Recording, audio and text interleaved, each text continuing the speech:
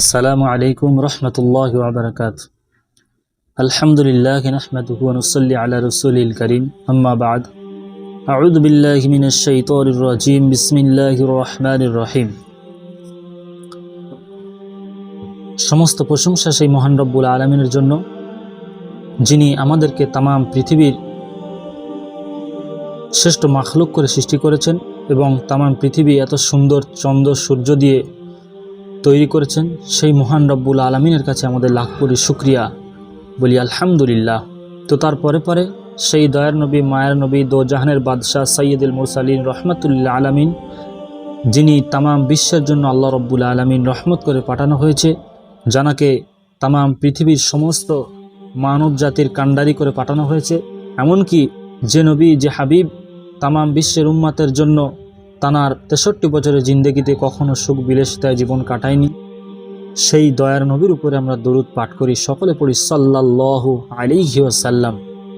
আজকের আপনার সামনে যে বিষয় নিয়ে আমি কথা বলবো, সে বিষয়টা হলো আল্লাহ রাব্বুল আলামিন আমাদেরকে শ্রেষ্ঠ মাখলুক করে দুনিয়ার জমিনে পাঠিয়েছে। শ্রেষ্ঠ মাখলুকের কাজ কি, শ্রেষ্ঠ মাখলুকের যে কাজ, যে কর্ম, সে বিষয়টা আমাদের প্রত্যেকেরই খুবই ভালোভাবে অবগত থাকা দরকার। কারণ আল্লাহ রাব্বুল আলামিন আমাদেরকে দুনিয়াতে তানার যত রকমের নবী আদম আলাইহিস সালাতু ওয়াস সালাম থেকে শুরু করে মুহাম্মদ রাসূলুল্লাহ সাল্লাল্লাহু আলাইহি সাল্লাম পর্যন্ত যত নবীন, সিদ্দিকিন, শুহাদা, সালেহীন সৃষ্টি করেছেন এবং তার পরে পরে গাছপালা, পশু পাখি, জীবজন্তু যা কিছু সৃষ্টি করেছেন, সব পৃথিবীর সমস্ত মাখলুকের শ্রেষ্ঠ মাখলুক মানুষকে বানিয়েছেন। আল্লাহ রাব্বুল আলামিন স্বার্থভাবে যে মানুষকে বানিয়েছেন এবং এমনকি তামাম পৃথিবীটাকে আল্লাহ রাব্বুল আলামিন কুন ফায়াকুনের মাধ্যমে বানিয়েছেন। কিন্তু এই মানব জাতিকে আল্লাহ রাব্বুল আলামিন নিজের হাত দিয়ে সুন্দর করে মহাব্বতের সাথে বানিয়েছেন। কেন? সে বিষয়টা আমাদের সকলকে অবগত হওয়া দরকার।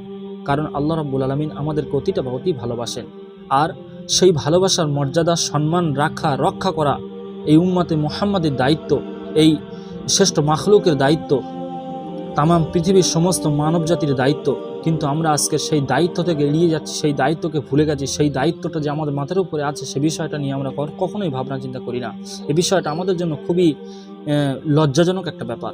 কারণ দুনিয়াতে আল্লাহ রাব্বুল আলামিন যত রকমের মানুষের কাজ বাজ, ব্যবসা বাণিজ্য, এমনকি দুনিয়াতে যত কিছু দান করেছেন, সেখানে যদি মানুষ কোনো কাজ কর্মের জন্য যায়, সেখানে তার নিজের স্বার্থ বজায় রাখার জন্য, তার নিজের পরিবার বাঁচানোর জন্য, তার পিতামাতার হক আদায় করার জন্য, তার ভালোভাবে দুনিয়া জীবনযাপন করার জন্য। কিন্তু আল্লাহ রাব্বুল আলামিন যে আমাদেরকে সৃষ্টি করার পরে পরে এত সুন্দর সূর্যের আলো, এত সুন্দর চাঁদের জ্যোৎস্না, এত সুন্দরভাবে হাওয়া, বাতাস, অক্সিজেন, এগুলো যে ফ্রিতে আমরা পাই, এগুলো যে সময়ে সময়ে আমরা পাই, বৃষ্টি, বাদল, সব কিছু, শীত, বর্ষা, এগুলো যে আমরা পাই, সেগুলো কিন্তু আল্লাহ রাব্বুল আলামিন আমাদেরকে দেয় নিঃস্বার্থভাবে। কোনোভাবেই আল্লাহ রাব্বুল আলামিন কখনো কিন্তু আমাদের কাছে বলেননি যে এই বিষয়ে, এই জন্য আমার কাছে তোমরা এক রেকাত নামাজ পড়ো, এক ওয়াক্ত নামাজ পড়ো, তারপর আমি তোমাদেরকে পানি দেবো, তারপরে আমি তোমাদেরকে সূর্যের আলো দেবো। এটা কখনো বলেনি।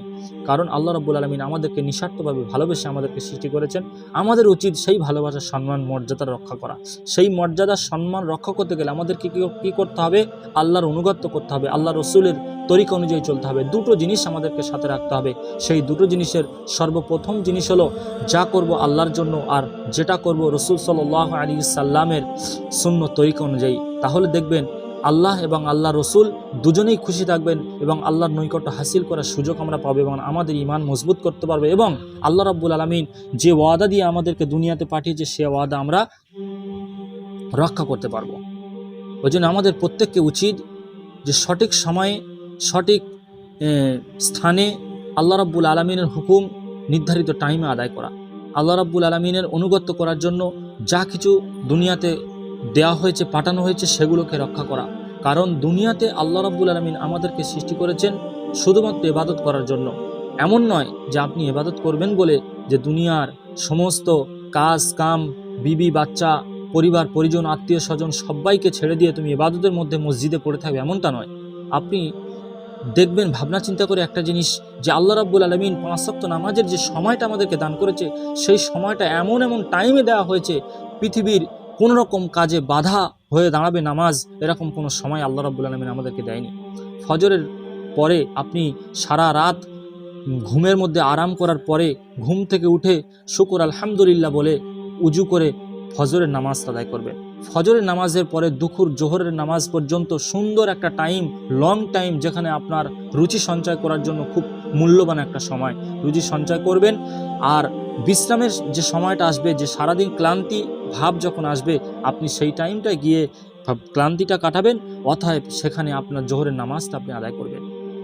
এটা আল্লাহ রাব্বুল আলামিনের নির্ধারিত একটা সময়, যেটা আল্লাহ রাব্বুল আলামিন উম্মাতে মুহাম্মাদি তামাম বিশ্বের মানব জাতির জন্য এটা সুন্দরভাবে একটা পরিকল্পনা করে তিনি তানার গোলামদেরকে এই সময়টা দান করেছে। কিন্তু মানব জাতি, এই মানুষ, এই শ্রেষ্ঠ মাখলুক এত অভাগা, এত কপালের মধ্যে তাদের এত দোষ, এত ভুলভ্রান্তির মধ্যে তারা চিন্তাভাবনার মধ্যে থাকে, যার জন্য তারা এই বিষয়গুলো কখনো ভাবনা চিন্তা করে না, এই বিষয় নিয়ে তারা কখনো চিন্তা ফিকির করে না, যার কারণে আজকের মুসলমানরা অনেক দিক থেকে পিছিয়ে আছে।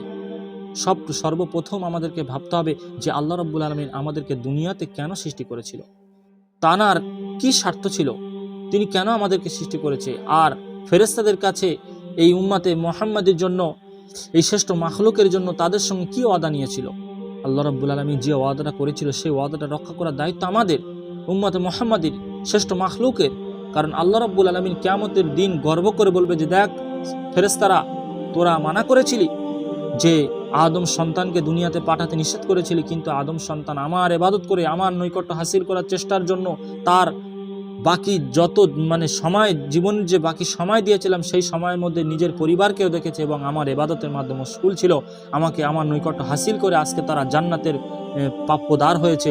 আমি আজকে তাদের জান্নাতে পাঠানোর জন্য উত্তেজিত, আমি আজকে তাদেরকে জান্নাতে দিয়ে দেব। বিষয়টা আল্লাহ রাব্বুল আলামিন আমাদের জন্য করেছেন, আমাদের জন্য বলেছেন এবং আমাদেরকে এই দায়িত্বটা দিয়েছেন তার ওয়াদা রক্ষা করা।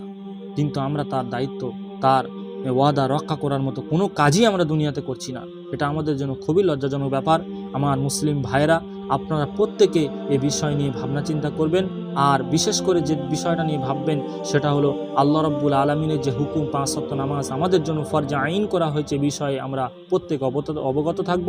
শেয়ার করবেন যাতে করে আমাদের এই ভিডিওর মাধ্যমে আপনি এবং আপনার পার্শ্ববর্তী অন্য মুসলিম ভাই নামাজের বিষয়ে, হাদিস কোরআনের বিষয়ে জানতে এবং শিখতে পারে, সে বিষয়ে আপনারা চেষ্টা চালাবেন।